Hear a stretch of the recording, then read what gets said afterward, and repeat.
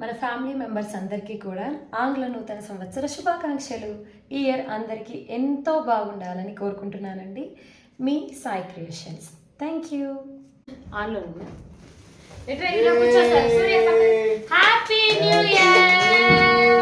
Happy new year. Happy new year. నాకు కుర్చీ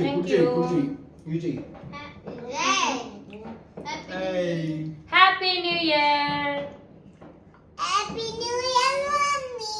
thank you.